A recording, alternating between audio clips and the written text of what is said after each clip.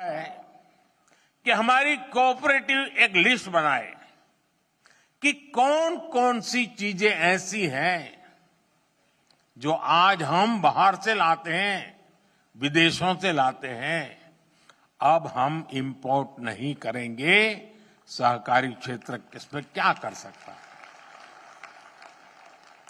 उनके लिए देश में ही एक सपोर्ट सिस्टम हमें बनाना है। ये जिम्मेदारी सहकारी संस्थाएं बहुत आसानी से ले सकती हैं। अब जैसे हम कृषि प्रधान तो देश कहलाए जाते हैं, लेकिन ये भी सच्चाई है कि जो कृषि प्रधान देश के रूप में हम पिछले 75 साल से गीत गाते रहते हैं, लेकिन ये दुर्भाग्य देखिए, हजारों करोड़ रुपए का खाने का तेल हर वर्ष इंपोर्ट करते हैं। खाने के तेल में हम आत्मनिर्भर कैसे हो? इसी मिट्टी में पैदा हुआ तिलहन, उससे निकला हुआ तेल हमारे नागरिकों के जीवन को अधिक ताकत दे सकता है। और इसके लिए अगर मेरे सहकार क्षेत्र के साथी काम न करे तो कौन करेगा? मैं सही कह रहा हूं कि नहीं कह रहा हूं? आप ही करेंगे ना? करना चाहिए ना? हमें अब आप देखिए, खाने का तेल भी बाहर से आता है और ऊर्जा के लिए जो तेल चाहिए गाड़ी चलाने के लिए, ट्रैक्टर चलाने के लिए, पेट्रोल, डीजल, ये फ्यूल से जुड़ा अपना इंपोर्ट बिल भी, इसको भी हमें कम करना है। इसके लिए हम इथेनॉल को लेकर आज बहुत बड़ा काम कर रहे हैं। बीते 10 वर्षों में इथेनॉल के प्रोडक्शन, खरीद और ब्लेंडिंग तीनों में कई गुना बढ़ोतरी हुई है। आज ये काम ज्यादातर चीनी मिलों के जिम्मे है और सरकारी कंपनियां उनसे इथेनॉल खरीदती है।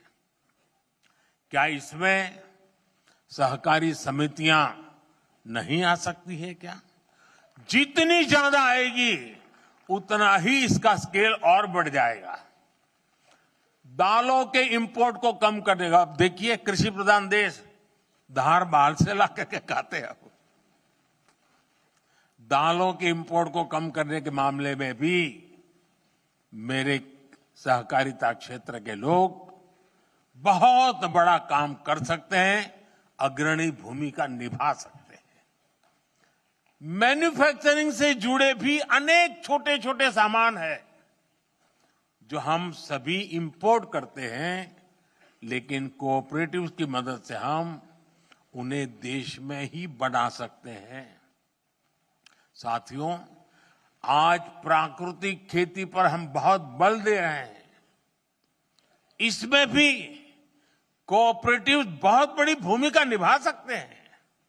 अन्नदाता को ऊर्जादाता और अन्नदाता को उर्वरक दाता बनाने में भी कोऑपरेटिव की बहुत बड़ी भूमिका है। अगर कोऑपरेटिव उसमें हाथ लगा दे, एकदम तेजी से परिणाम आ जाएगा। अब देखिए, रूफटॉप सोलर हो या फिर खेत की मेड़ पर छोटे छोटे सोलर पैनल लगाने हो, इसमें 50-100 किसान इकट्ठे होकर के एक सहकारी संस्था बना दे, मेड़ के ऊपर सोलर पैनल लगा दे और वो सहकारी संस्था बिजली पैदा करे, बिजली बेचे, किसान को भी बेचे, सरकार को भी बेचे। आसानी से सहकारी संस्थाएं काम कर सकती है। आजकल हम देख रहे हैं कि गोवर्धन योजना में बड़ी बड़ी मल्टीनेशनल कंपनियां आ रही हैं। ये ऊर्जा का बहुत बड़ा स्रोत बनने जा रहा है।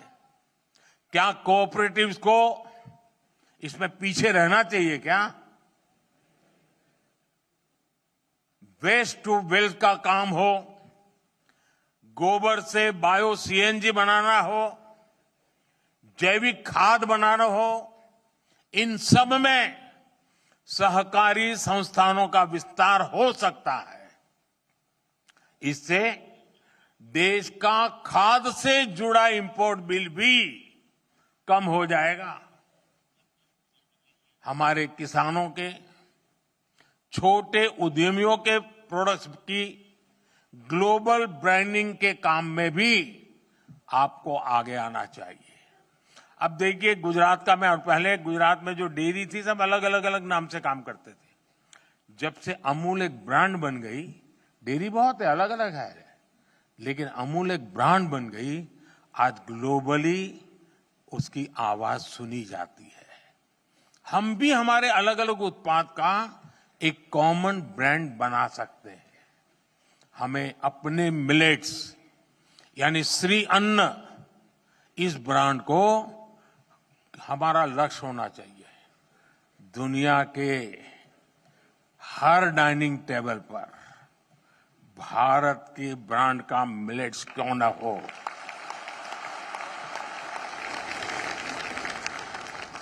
इसके लिए कोऑपरेटिव्स को एक व्यापक एक्शन प्लान बना करके आगे आना चाहिए। साथियों, गांव की आय बढ़ाने में सहकारिता का बहुत बड़ा योगदान हो सकता है। हमने तो डेयरी सेक्टर में एक स्पष्ट बदलाव होते हुए देखा है। अभी पिछले 3 दिन से मैं कहीं न कहीं सहकारी क्षेत्र कार्यक्रम में ही रहता हूं। पहले गया अहमदाबाद में, अमूल के 50 साल हुए थे। फिर कल बनारस में था, काशी में, वहां बनारस डेयरी का उद्घाटन किया था। बनारस का अनुभव है कि वहां डेयरी सहकारिता का आने से बहनों की, पशुपालकों की आय एकदम तेजी से बढ़ रही है। सहकारिता बढ़ने से एक और क्षेत्र में प्रवेश हुआ है।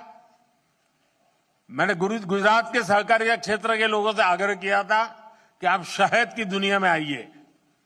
हमने श्वेत क्रांति की, अब हम स्वीट क्रांति करें।